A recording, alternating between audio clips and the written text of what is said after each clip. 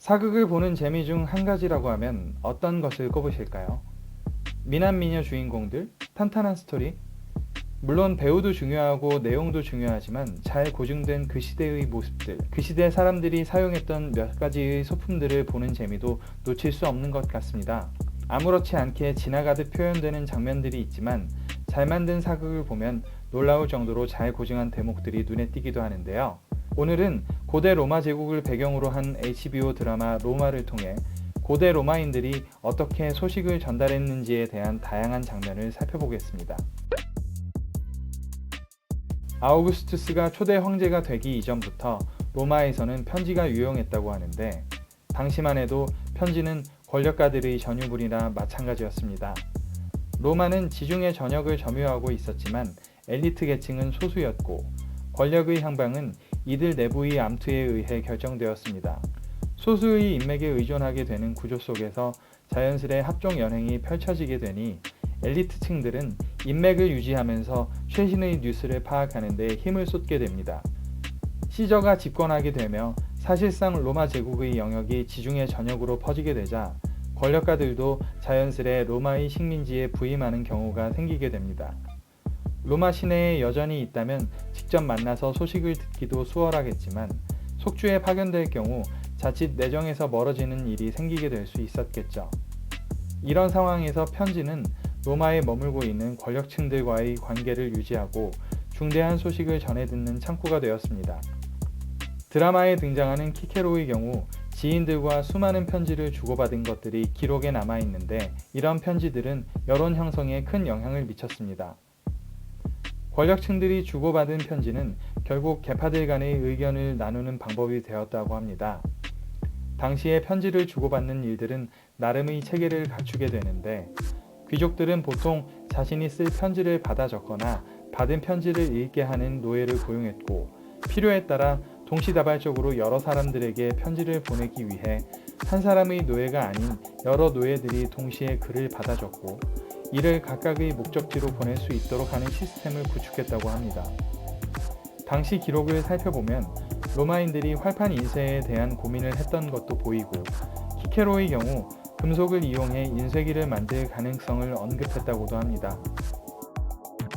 하지만 노예제도 덕에 인건비 비중이 낮아 인쇄기를 발명할 이유가 없었다고 하는데 결국 최초의 금속 활자는 1372년 고려의 직지심체 요절로 기록되었지만 시대를 앞선 로마인들의 생각은 여전히 놀랍기만 합니다.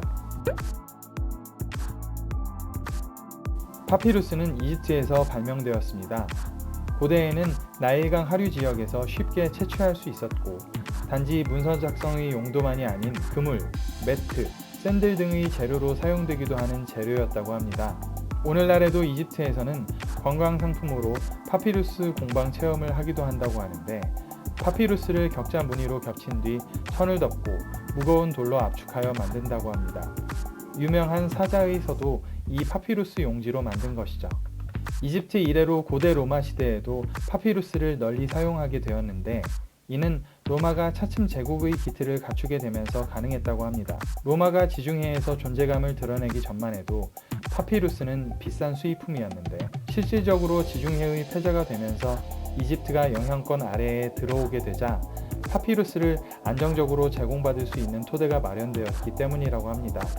그러다가 로마 제국이 붕괴되고 오스만 투르크가 중동 지방을 정복하게 되자 파피루스의 가격이 급등하게 되었고 이런 이유로 인해 종이가 보급되기 전까지 서유럽의 책들은 양피지 같은 동물 가죽에 기록되기 시작하는데요. 비싼 가격 때문에 자연스레 유럽의 문서 보급에도 영향을 미치게 됩니다.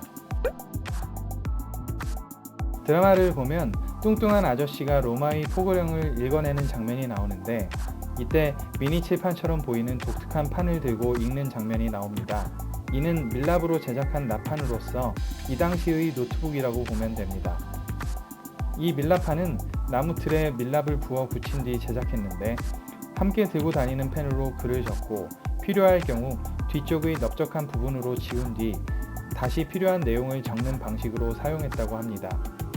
요즘으로 치면 종이 한 장에 지우개 달린 연필을 들고 다닌 격이랄까요? 집정관이 된 시저는 악타 디우르나라는 관보를 만듭니다. 이 악타는 매일 있었던 로마의 정치적 뉴스를 한 부씩 제작해서 포럼에 진열했는데 마치 우리나라 조선 시절의 방처럼 신문 겸 공고 게시판의 역할을 했습니다.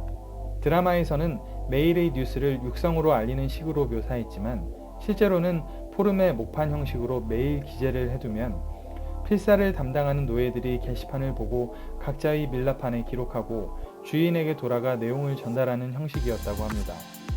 오늘날 정부 부처 출입기자가 관계자들을 만나 취재하는 것처럼 포럼에서 떠도는 이야기들 또한 이 밀라판에 기록한 뒤 귀족들에게 보고했고 이는 귀족들 입장에서는 로마가 돌아가는 상황을 파악하는 방법이었다고 하는데요. 이런 밀라판에 기록하는 방식은 상당히 오랫동안 지속되었다고 합니다.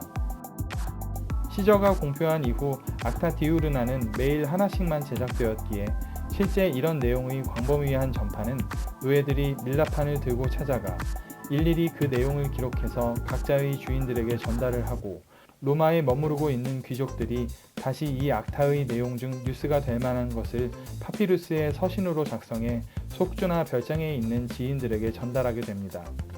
키케로의 경우 로마에 머무르지 않을 때에도 이런 관보를 계속 전달받았는데 후견인인 마르쿠스 카엘리우스 루푸스를 통해 로마의 관보에 고지된 내용과 그에 대한 논평을 전달해 줄 것을 부탁하기도 했다고 합니다. 또 자신이 받은 소식을 다시 로마의 루푸스에게 보내며 수도와 지방의 소식들, 그에 따른 로마의 국정 운영에 대한 의견을 공유한 것이죠. 아직 제대로 된 언론이 발달하기 전의 로마였지만 이런 편지를 통해서 정치가들의 여론이 국정에 반영되었다는 것이 흥미롭습니다.